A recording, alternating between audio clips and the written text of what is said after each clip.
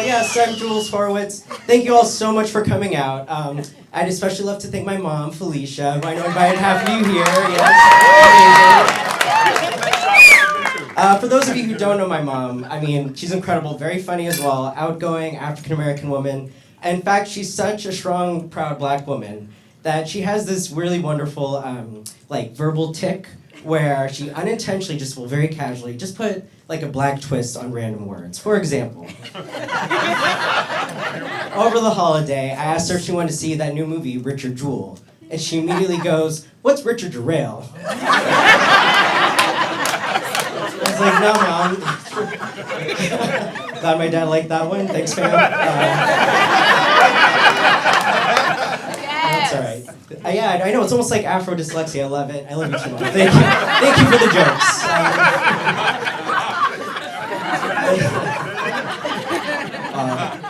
It does feel pretty good to be on stage. When I was younger, I was actually, it's true, once voted most likely to be famous by my peers at Fat Camp.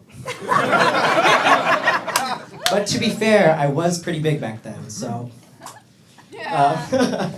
It is true. I used to be overweight, so I know it's a little hard to believe. So if you can imagine for a sec, I was very much like a teapot, and then I was both short and stout. Go to my love handles, and there's my gout.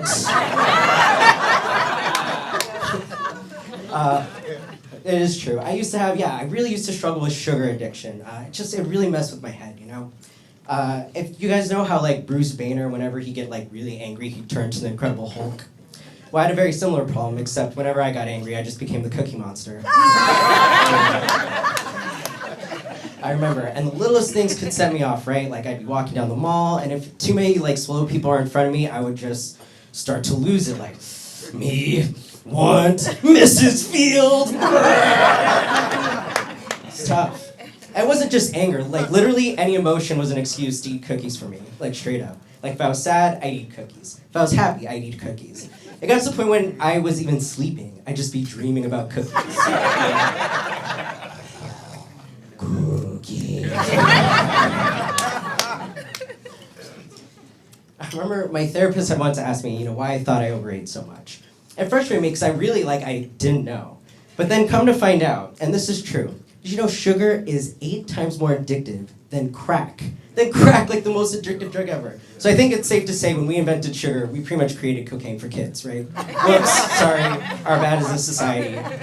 But my therapist didn't like that excuse. She wanted me to dig deeper, right? But her questions were so lame.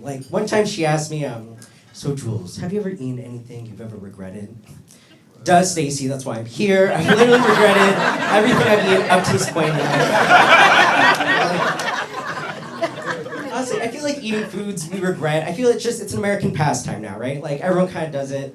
I mean, if you've never had diarrhea after Chipotle, and then a week later return to that same Chipotle, I mean, are you even an American? Come on.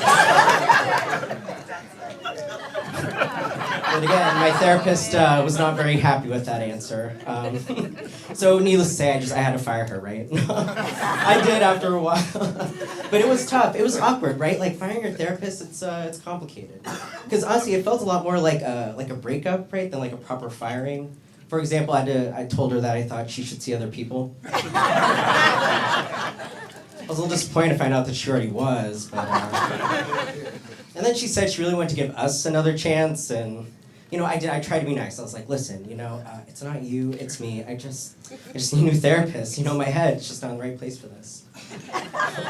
But I think the worst thing about my therapist is that it felt like she liked to spend too much time on the past, on the pain of the past, but never really wanted to talk about ways to move forward into the future, right?